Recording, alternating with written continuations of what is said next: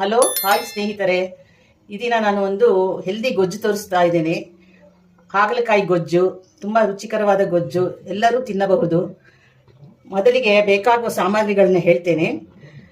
ಒಂದು ಹಾಗಲಕಾಯಿ ತಗೊಂಡಿದ್ದೀನಿ, ಇದು ಫುಲ್ ಒಂದು ಹಾಗಲಕಾಯಿ, ಅರ್ಧ ಬಟ್ಟಲು ತೆಂಗಿನ ತುರಿ, ಸ್ವಲ್ಪ ಬೆಲ್ಲ, ಒಂದು ನಿಂಬೆಹಣ್ಣು ಗಾತ್ರ ಹುಣಸೆ ಹಣ್ಣು, 1 ಸ್ಪೂನ್ ಎಳ್ಳು, 2 ಸ್ಪೂನಷ್ಟು ಹುರಿಗಡಲೆ.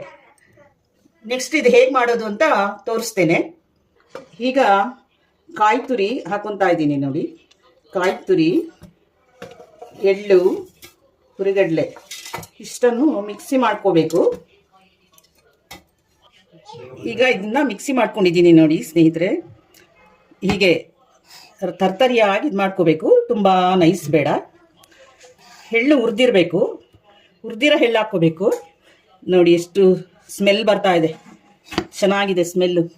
ಒಗ್ಗರಣೆ ಇಡ್ತಾ ಇದ್ದೀನಿ, ಎಣ್ಣೆ ಕಾದಿದೆ. ಕಡಲೆಕಾಯಿ ಎಣ್ಣೆ ಉಪಯೋಗಿಸ್ತಾ ಇದ್ದೀನಿ ನಾನು. ಸಾಸಿವೆ ಹಾಕೋದು, ಸ್ವಲ್ಪ ಜೀರಿಗೆ,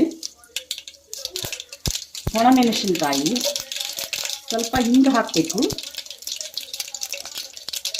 ಹಿಂಗು, ಕರಿಬೇವಿನ ಸೊಪ್ಪು ಮತ್ತು ಹಾಗಲಕಾಯಿ ಈಗ ಹಾಕೋದು. ಇದನ್ನು ಅರಿಶಿನ ಹಚ್ಚಿ ಇಟ್ಕೊಂಡಿದ್ದೀನಿ. ಸ್ವಲ್ಪ 10 ನಿಮಿಷ ಅರಿಶಿನ ಹಚ್ಚಿ ಬಿಡಬೇಕು ಹಾಗಲಕಾಯಿ. ಈಗ ಫ್ರೈ ಮಾಡೋದು, ಸ್ವಲ್ಪ ಎಣ್ಣೆಲಿ 5-10 ನಿಮಿಷ ಫ್ರೈ ಆಗಬೇಕಿದು, ಆಗ ಕೈ ಎಲ್ಲ ಹೋಗುತ್ತೆ ನೋಡಿ. ಹೀಗೆ ಸ್ವಲ್ಪ ಬಿಡಬೇಕು, 10 ನಿಮಿಷ. 5 ನಿಮಿಷ ಆಗಿದೆ ಫ್ರೈ. ಈಗ ಇದಕ್ಕೆ ಖಾರದ ಪುಡಿ ಹಾಕಬೇಕು, ಅಂದರೆ ಸಾಂಬಾರಿನ ಪುಡಿ ಮನೇಲಿರುತ್ತಲ್ಲ ಅದೇ ಖಾರದ ಪುಡಿ, ಸಾರಿನ ಪುಡಿ. ಖಾರ ಎಷ್ಟು ಬೇಕಷ್ಟು, ನಾನೀಗ 2 ಸ್ಪೂನ್ ಹಾಕಿದ್ದೀನಿ. ಮತ್ತು ಹುಣಸೆ ರಸ ಹಾಕ್ತಾ ಇದ್ದೀನಿ ನೋಡಿ. ಇದನ್ನೆಲ್ಲ ರೆಡಿ ಮಾಡಿ ಇಟ್ಕೊಂಡಿರೋ ಹುಣಸೆ ರಸ ಹಾಕ್ತಾ ಇದ್ದೀನಿ. ನೆಕ್ಸ್ಟ್ ಇದು ಬೆಲ್ಲ ಹಾಕಬೇಕು.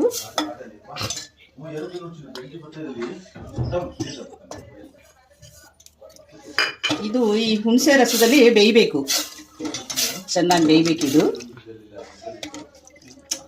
ಹುಣಸೆ ರಸ ಹಾಕಿದಾಗಲೇ ಬೆಲ್ಲ ಹಾಕ್ಬಿಡೋದು, ಬೇಯಬೇಕು ಸ್ವಲ್ಪ.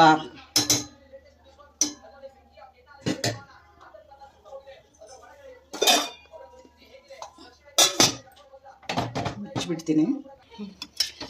ಈಗ ನೋಡಿ ಹಾಗಲಕಾಯಿ ಬೆಂದಿದೆ ಸ್ನೇಹಿತರೆ. ಹೀಗೆ ಪ್ರೆಸ್ ಮಾಡಿದ್ರೆ ಗೊತ್ತಾಗುತ್ತೆ ನೋಡಿ, ಬೆಂದಿದೆ. ಈಗ ರುಬ್ಕೊಂಡಿದ್ದೀವಲ್ಲ ಕಾಯಿ ತುರಿ ಎಲ್ಲ, ಎಳ್ಳು ಇದೆಲ್ಲ ಹಾಕಬೇಕು.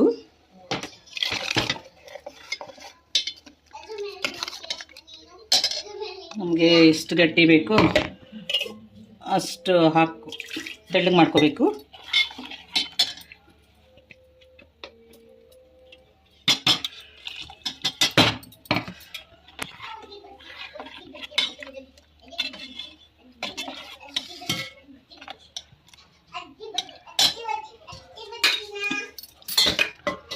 ಉಪ್ಪು ಹಾಕ್ತಾ ಇದ್ದೀನಿ, ಎಷ್ಟು ಬೇಕಷ್ಟು ಉಪ್ಪು ಹಾಕೊಳ್ಳೋದು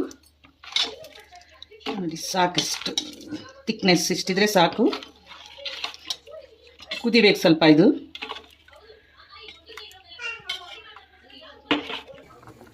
ನೋಡಿ ಕುದಿತಾ ಇದೆ. ಈಗ ಸ್ವಲ್ಪ ಮೇಲೆ ಕೊತ್ತಂಬರಿ ಸೊಪ್ಪು ಹಾಕ್ತೀನಿ ನೋಡಿ. ಕಲರು ಚೆನ್ನಾಗಿದೆ, ರುಚಿನೂ ಅಷ್ಟೇ ಚೆನ್ನಾಗಿರುತ್ತೆ. ಇದನ್ನು ಅನ್ನಕ್ಕೆ ಮುದ್ದೆಗೆ ಹಾಕೊಂಡು ತಿನ್ಬೋದು, ತುಂಬ ಚೆನ್ನಾಗಿರುತ್ತೆ. ದೋಸೆಗೂ ನಂಚ್ಕೋಬಹುದು ಅವ್ರಿಗೆ ಇಷ್ಟ ಆದರೆ. ನೋಡಿ ವೀಕ್ಷಕರೇ, ರುಚಿಕರವಾದ ಹಾಗಲಕಾಯಿ ಗೊಜ್ಜು ರೆಡಿಯಾಗಿದೆ.